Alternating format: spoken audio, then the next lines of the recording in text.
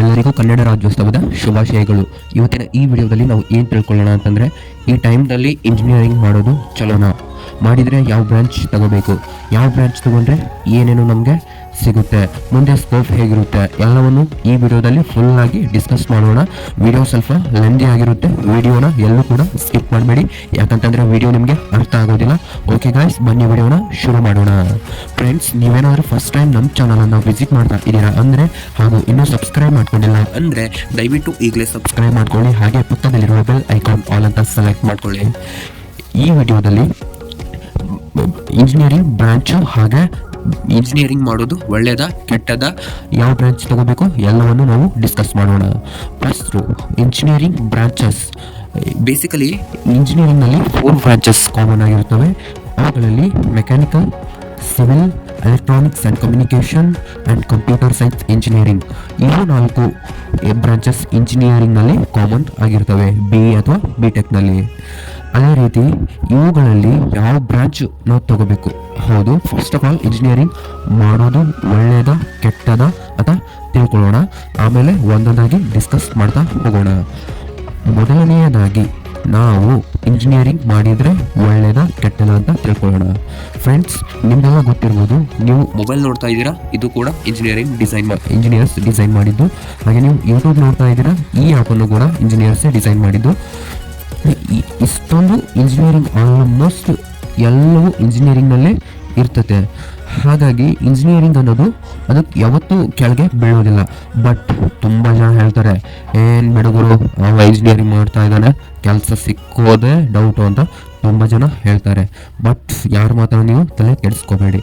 ತಗೊಂಡ್ರೆ ನಾನು ಸ್ವಲ್ಪ ಈ ವಿಡಿಯೋದಲ್ಲಿ ನಿಮಗೆ 1 ಅಥವಾ 2 ಬ್ರಾಂಚನ್ನು ನಿಮಗೆ ಸಜೆಷನ್ ಮಾಡ್ತೀನಿ.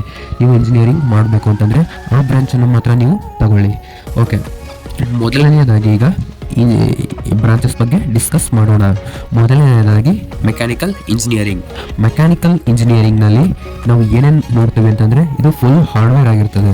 ಇದರಲ್ಲಿ ಈ ಮಷಿನನ್ನು ಲರ್ನಿಂಗ್, ಫಾರ್ ಎಕ್ಸಾಂಪಲ್ ಈ ಟ್ರ್ಯಾಕ್ಟರ್ ನೋಡಿರ್ತೀರಲ್ಲ, ಟ್ರ್ಯಾಕ್ಟರು, ಕಾರು ಮತ್ತು ಅನೇಕ ರೀತಿ ಇಲ್ಲಿ ನಮ್ಮಲ್ಲಿ ಕಾಣುವಂತಹ ಆಲ್ಮೋಸ್ಟು ಈ ವರ್ಕ್ ಇರ್ತದಲ್ಲ, ಯಾವುದಂತಂದರೆ ಫಾರ್ ಎಕ್ಸಾಂಪಲ್ ಆಗಿ ನಾನು ನಿಮಗೆ ಒಂದು ಬೈಕನ್ನು ತಗೊಳ್ಳಿ.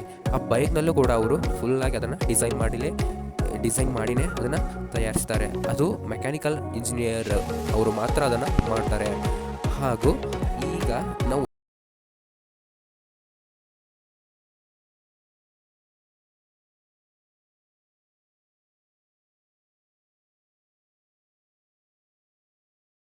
ಎಲ್ಲರೂ ಅವಾಗಿನ ಕಾಲದಲ್ಲಿ ಎಲ್ಲರೂ ಮೆಕ್ಯಾನಿಕಲ್ ಇಂಜಿನಿಯರಿಂಗ್ ಮಾಡ್ತಿದ್ರು.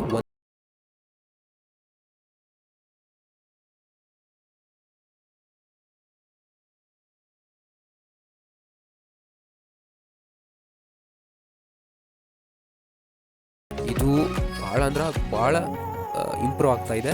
ಹಾಗಾಗಿ ಈ ಮೆಕ್ಯಾನಿಕಲ್ ಫೀಲ್ಡ್ ಸ್ವಲ್ಪ ಬಿದ್ದಿದೆ. ಈಗ ನಾವು ನೆಕ್ಸ್ಟು ಯಾವ್ದು ನೋಡೋಣ ಅಂತಂದರೆ ಸಿವಿಲ್ ಇಂಜಿನಿಯರಿಂಗ್.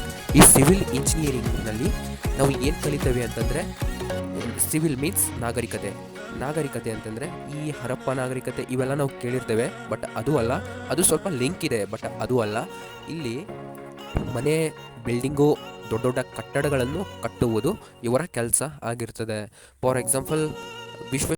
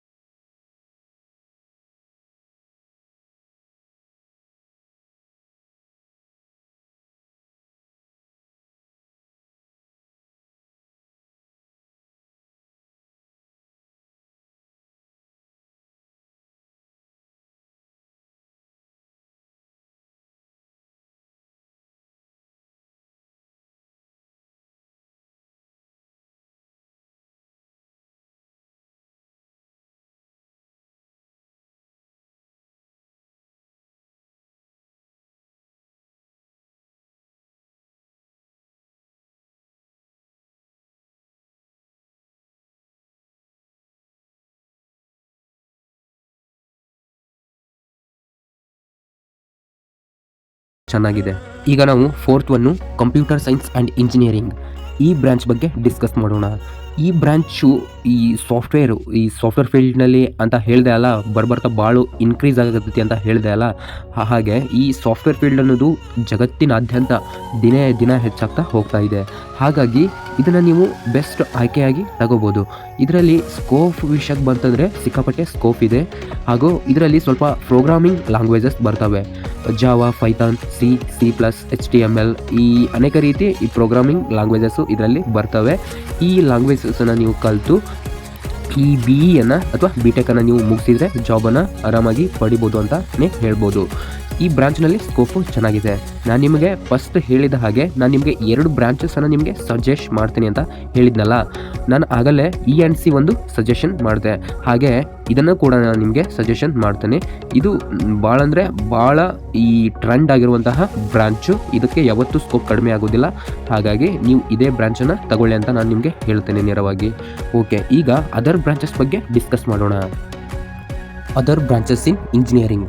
ಕಾಮನ್ ಆಗಿ ಅದರ್ ಬ್ರಾಂಚಸ್ನಲ್ಲಿ aerospace engineering, architecture and food engineering, architectural engineering, automobile engineering, biomedical engineering, biotechnology engineering, chemical engineering ಮತ್ತು ಈ ರೋಬೋಟಿಕ್ ಇಂಜಿನಿಯರಿಂಗ್, ಇನ್ನೂ ಅನೇಕ ಅಂದರೆ ಒಂದು 41 ಅಂದರೆ 41 ಬ್ರಾಂಚು ನಾವು ಸಪ್ರೇಟಾಗಿ ಇದರಲ್ಲಿ ಕಾಣಬಹುದು.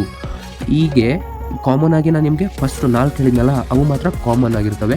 ಹಾಗೂ E ಅಂತಾರೆ, ಹಾಗೂ ಕಂಪ್ಯೂಟರ್ ಸೈನ್ಸ್ ಇಂಜಿನಿಯರಿಂಗ್ ಅಂತ ನಾನು ನಿಮಗೆ ಆಗಲೇ ಹೇಳಿದೆ.